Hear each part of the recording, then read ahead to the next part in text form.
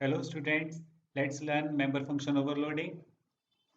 We are writing first libraries because these libraries are essential for writing a C++ program. Then we are creating a class, student class, and we are taking two data members. Private data members, these are can only be used within the class by its member function. We are writing then public specifier. Then we are creating a member function. This member function will get entries, will allow us to do entries.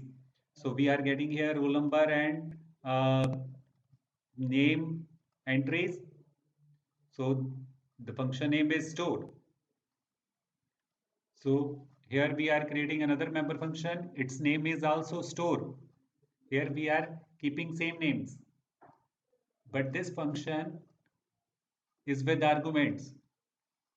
First member function was without arguments, but this member function is with arguments. This is the difference. Names are same.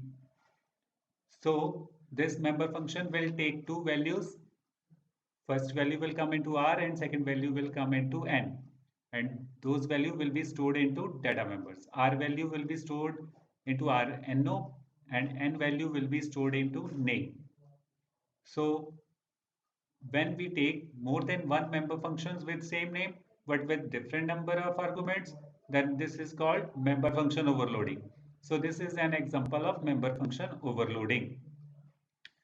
In member function overloading, we can also take member functions with same name and same number of arguments, but data types of arguments must not be same. So we will do its example in next session. Here we are taking member functions with different number of arguments. So this is also member function overloading. This is the concept of polymorphism also. So this is the example of polymorphism, compile time polymorphism. So we will also discuss on compile time polymorphism in another session. So for this time you have to remember member function overloading. So now we are creating show function for showing data members values for each object, and we have ended the class by semicolon. Class is always ended with semicolon. So void main, in void main we will create object. For creating object, first of all we write class name, then we write object names, because without objects we cannot use data of the class. So for using store function, we will have to write first object name dot then store member function. So store member function will be executed by compiler and for S1.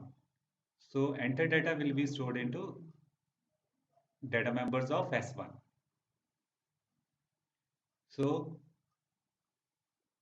when compiler will read this statement, S2 dot store round brackets, in round brackets we are giving values.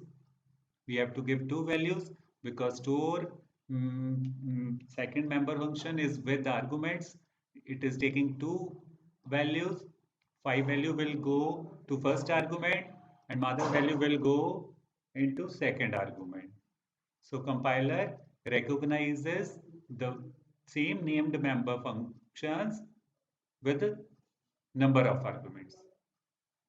First, store, in case of s1.store, compiler will go to the member function without arguments, and in second s2.store 5 comma mother, in this case compiler will go to store member function with two arguments.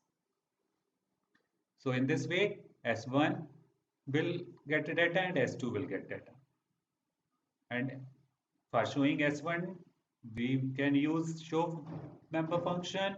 S1.show will display the data of S1 and S2.show will display the data of S2.